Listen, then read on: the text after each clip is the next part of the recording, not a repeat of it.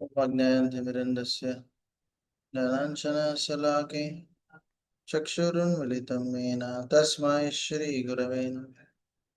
नमामि विष्णुपादाय कृष्णप्रेष्ठाय भूतले श्रीमते भक्तिवेदान्त स्वामिनिति नामिने।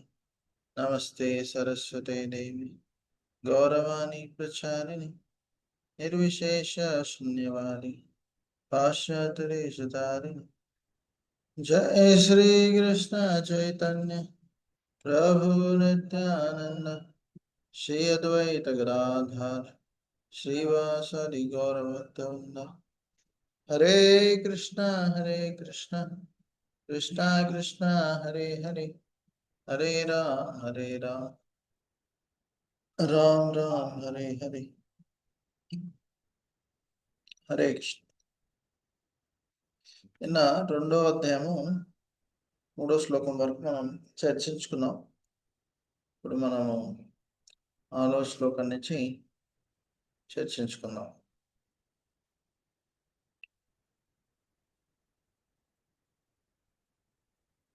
ఓకే, అందరూ నాతో పాటు చెప్పండి.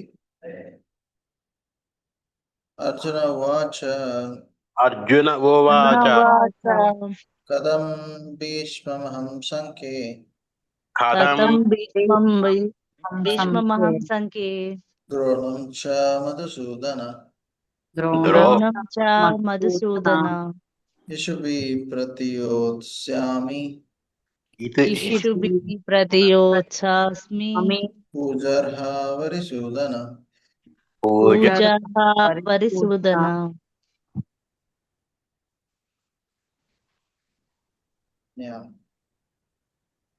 చదవండి రాజేశ్వరి గారు. అనువాదం.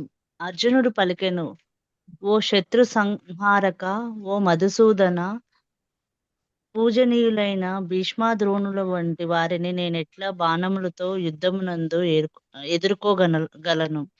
భాష్యము. పితామహుడైన భీష్ముడును గురువైన ద్రోణుడును ఎల్లప్పుడూ పూజింపదగినవారు. వారొకవేళ దాడి చేసినాను వారిని ఎదుర్కొనరాదు. పెద్దలతో వాగ్దామునకు దిగరాదనుట సాధారణ మర్యాద. కొన్ని మార్లు వారు కఠినంగా ప్రవర్తించినాను వారి పట్ల కఠినంగా వర్తింపరాదు. అయినచో అట్టి వారిని ఎదుర్కొనుట అర్జునునికి ఎట్లా సాధ్యమగును? శ్రీకృష్ణుడు ఎన్నుడైనను తన తాత ఎట్టి ఉగ్రసేనుని గాని గురువైన సందీపాని మునిని గాని ఎదుర్కొనేనా? ఈ విధమైన వాదనలను కొన్నింటిని అర్జునుడు శ్రీకృష్ణుని ముందుంచెను. హరే కృష్ణ. హరే కృష్ణ. సో ఇక్కడ అర్జునుడు తన పూజనీయులైన పెద్దలు ద్రోణ భీష్ముల్ని ఎలా చంపవచ్చు, వారు అప్పుడప్పుడు ఒకవేళ తప్పు చేసినా వారిని మన్నించాలి, చిన్నవాడినైనా నేను ఎలా వారితో యుద్ధం చేయగలని వాదిస్తున్నారు. నెక్స్ట్, గురున్నహత్వా హి మహానుభావాన్ శ్రేయో భోక్తుం భక్ష్యామహి లోకే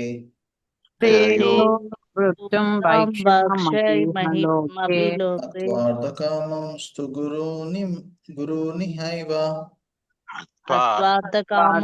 గురూనిహైవ భుంజీయ భోగాన్ రుధిరప్రదిగ్ధాన్.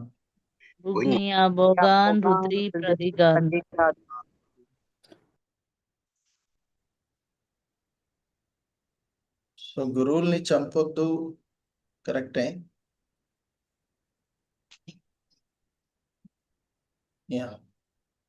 చదవండి. హరే కృష్ణ ప్రభుజీ. నెక్స్ట్ అనువాదము. గురువులైన మహాత్ముల జీవితములను పణముగా పెట్టి జీవించుట కంటేను ఈ లోకమున భిక్షమెత్తి జీవించుట ఉత్తమమైనది. ప్రాపంచిక లాభమును కోరుచున్నప్పటికీ వారందరూ పెద్దలే. వారిని వధించినచో మేము అనుభవించు సమస్తమును రక్షింపకిల మగును. భాష్యము. శాస్త్రదేశములో అనుసరించి ఘోరమైన కార్యములకు పాల్పడుతూ యుక్తాయుక్త జ్ఞానమును కోల్పోయిన గురువును త్యజింపవచ్చును. దుర్యోధనుని నుండి ఆర్థిక సహాయమును పొందుచుండుట చేత భీష్మద్రోణు లిరువురును అతని పక్షమున వహింపవలసి వచ్చినది. కానీ కేవలము అట్టి ఆర్థిక కారణములచే వారట్టి పరిస్థితిని అంగీకరింపకుండా ఉండవలసినది. ఇట్టి పరిస్థితులలో వారు గురువులుగా తమ గౌరవమును కోల్పోయిరి. అయినను వారు తనకు గౌరవించదగిన పెద్దలేననియు వారిని సంహరించి భౌతిక లాభములను అనుభవింప దలచినచో రక్తసిక్తమైన వాటిని అనుభవించుట ఏనియో అర్జునుడు భావించును. హరే కృష్ణ. హరే కృష్ణ. సో ఇక్కడ అర్జునుడు ఇలాంటి మహాత్ములు గురువులైన వారిని చంపడం కంటే భిక్షమెత్తి జీవించడం ఉత్తమం అని చెప్తున్నారు. సో కానీ ఇక్కడ శాస్త్రాల ప్రకారం ఏం చెప్తున్నారు, ఎవరైతే పెద్దలు ఘోరమైన కార్యాలను పాల్పడతారో అలాంటి పెద్దల్ని గురువుల్ని త్యజించాలి అని చెప్తున్నారు. వారు దుర్యోధను నుంచి సాయం పొందుట చేత వారిద్దరూ కూడా అతని పక్షంలో ఉండవలసి వస్తుంది. కానీ అధర్మాన్ని వారు అధర్మానికి తోడ్పడుతున్నారు, సహాయం చేస్తున్నారు. కాబట్టి వారు కూడా అధర్ములే. వారు గురువులుగా తమ గౌరవాన్ని కోల్పోయారు. సో వారు అనుకుంటున్నారు మాకు ఆర్థికంగా సహాయం చేశారు, వారిని ఎలా వదిలించాలని. కానీ అధర్మానికి ఎవరైనా సహాయం చేస్తే వారు కూడా అధర్ములే. ఓకే.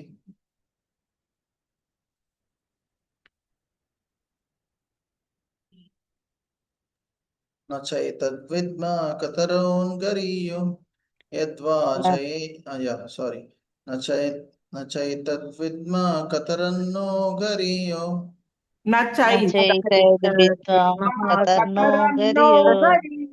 యద్వా జయేమా యది వా ను జయేయు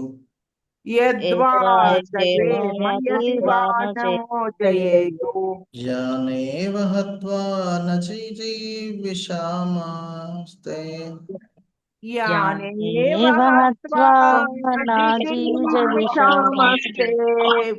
వస్థిత ప్రభుకే ధృతరాష్ట్ర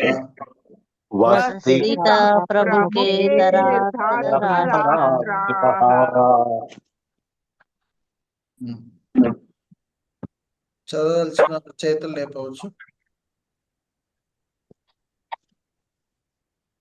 లేకపోతే అన్మ్యూట్ చేసి చదవండి. ఎవరు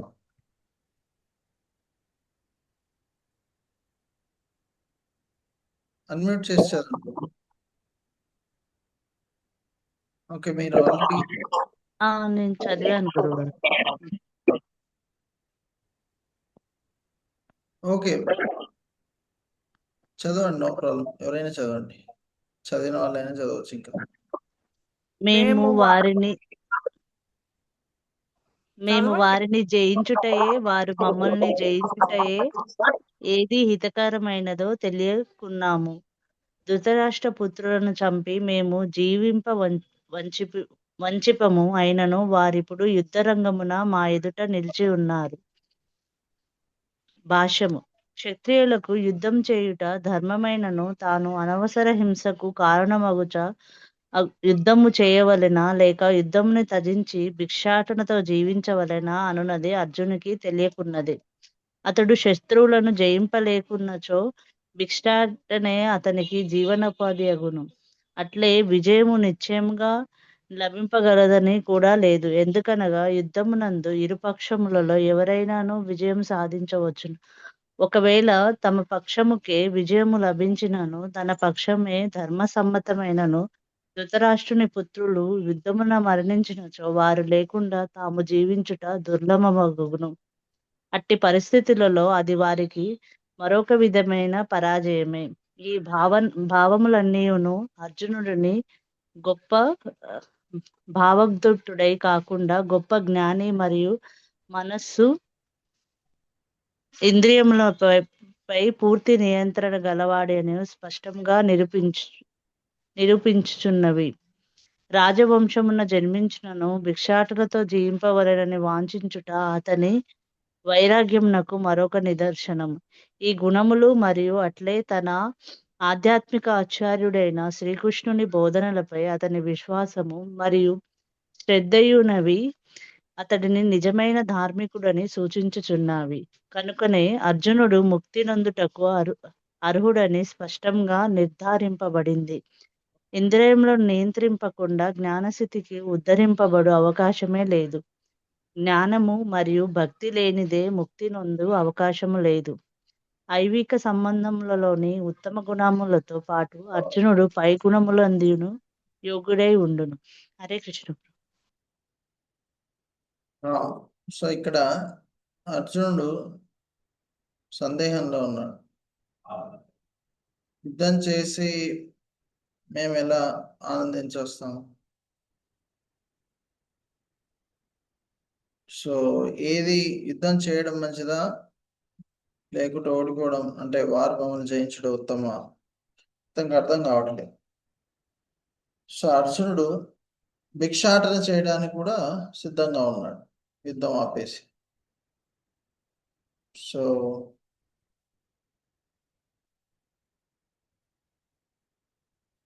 వారు ఒకవేళ యుద్ధంలో గెలిచినా కూడా తన బంధువులు చనిపోయిన వారు బాధలో ఉండడం కూడా అపజయమని చెప్తున్నారు.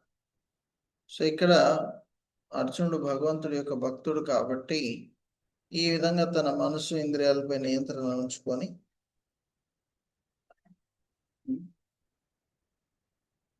సో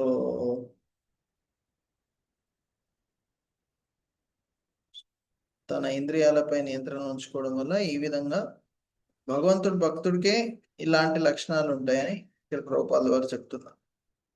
ఓకే, సో కాబట్టి భగవంతుడి సేవ మనం చేస్తే ఈ లక్షణాలు మనకు కూడా వస్తాయి అని మనం అర్థం చేసుకోవాలి. నెక్స్ట్ కార్పణ్య దోషోపహత స్వభావ. కార్పణ్య దోషోపహత స్వభావ. అందరూ చెప్పడానికి ప్రయత్నించండి. పృచ్ఛామి త్వాం ధర్మ సమ్మూఢ చేత. పృచ్ఛాం తత్వం ధర్మ సమ్మూఢ చేత. యశ్రేయశాన్నిశ్చితం బ్రూహి తన్మే. యశ్రాయి చేత సనీన నిశ్చితం బ్రూహి. శిష్యంస్తేహం షాదిమాం త్వం ప్రపన్నం. శిష్యాస్త్యం షాదిమం త్వం ప్రసన్నం.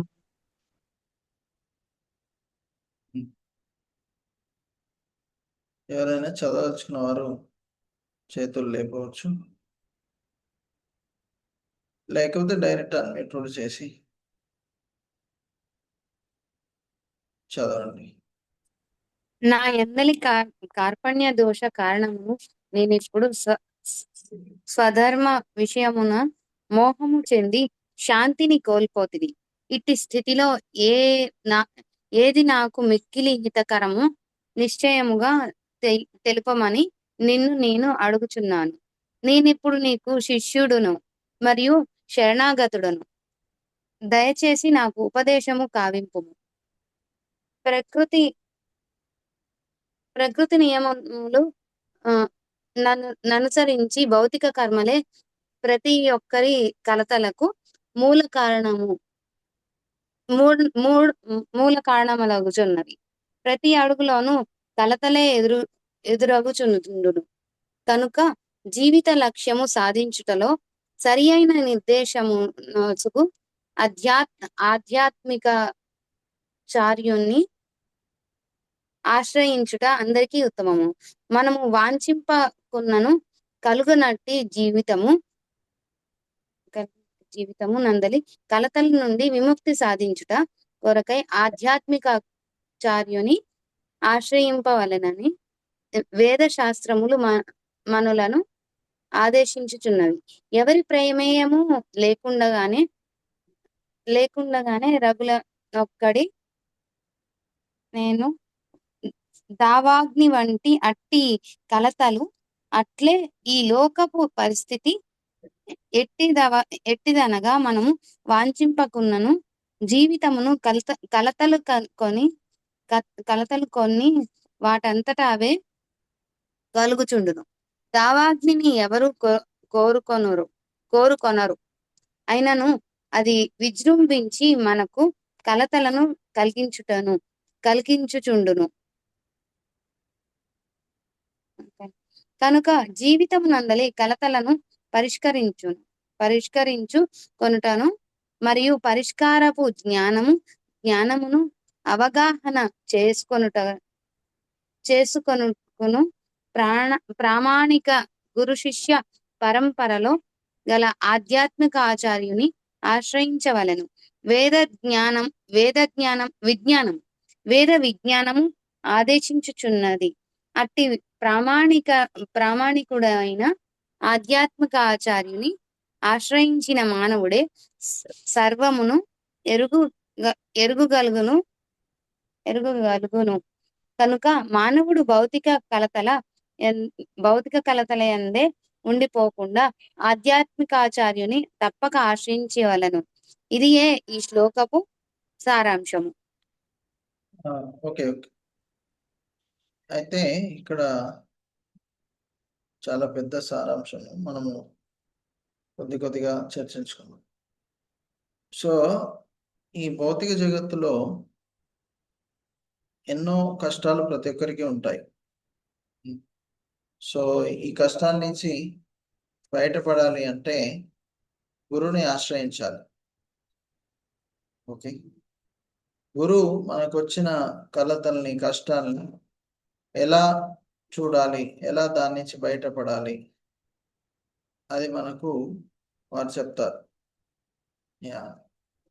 సో కాబట్టి ప్రతి ఒక్కరు కూడా ఒక గురువుని శరణు తీసుకొని వారి నుంచి ఆధ్యాత్మిక జ్ఞానాన్ని స్వీకరించి ఎలా కష్టాల నుంచి కలతల నుంచి బయటపడవచ్చో తెలుసుకొని బయటపడాలి.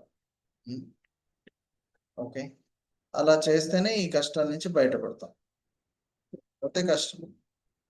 ఓకే, నెక్స్ట్ ఎవరైనా చదువుతారా? నెక్స్ట్ రెండు పేరాలు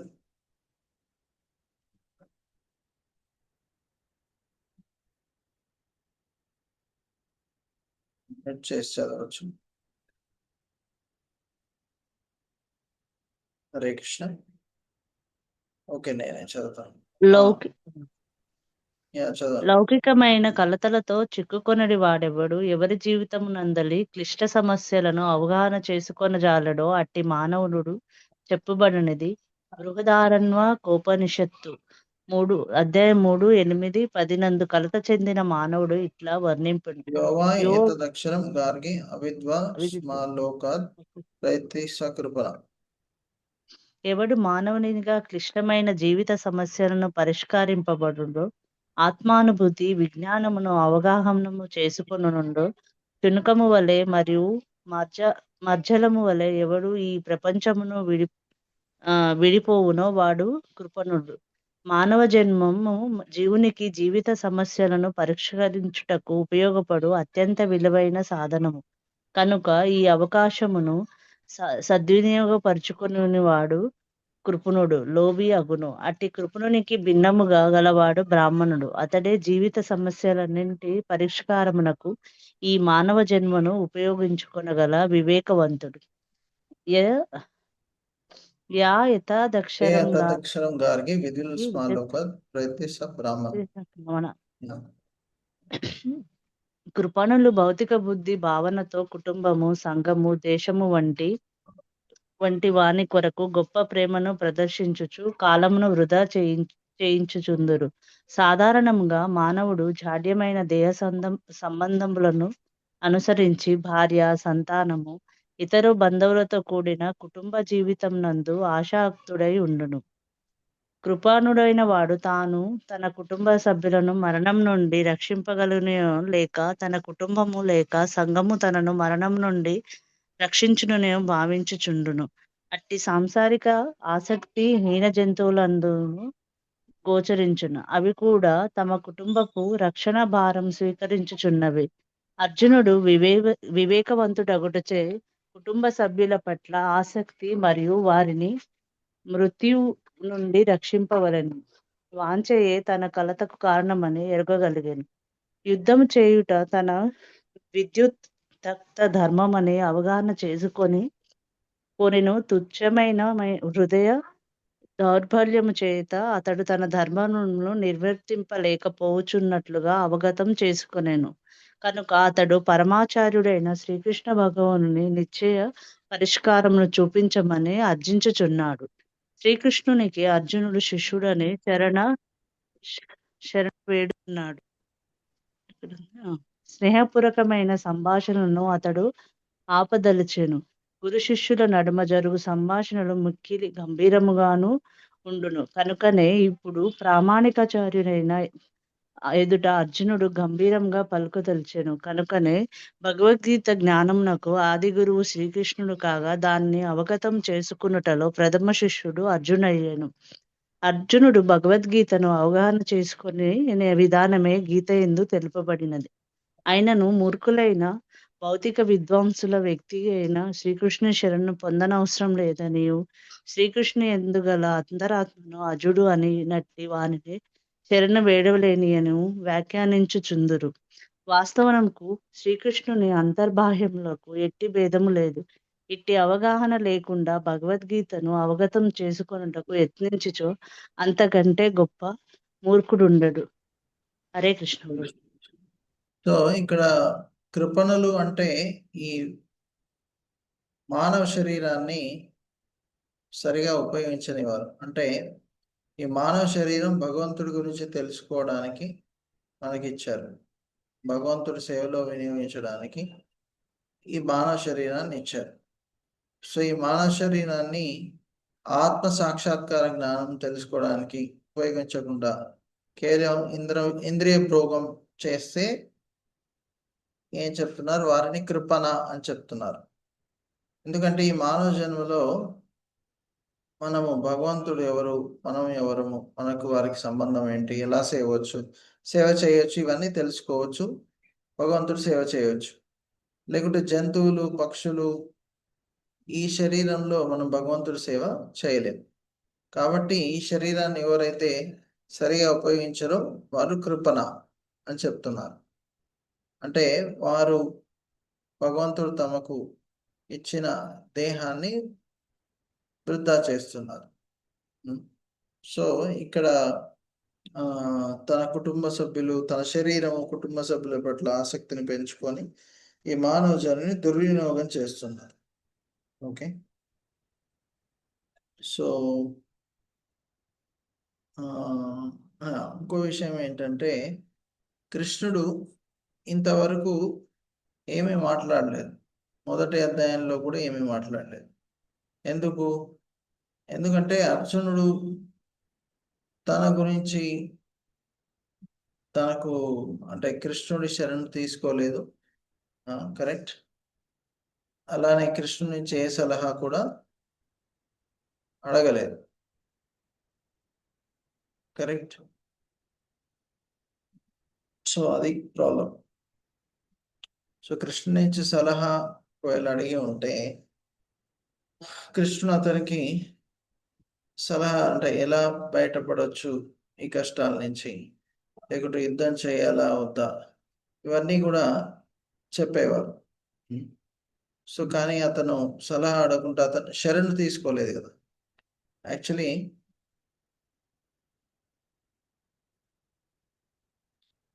మనం ఎవరైనా శరణు తీసుకుంటే, గురువు శరణు తీసుకుంటే అప్పుడు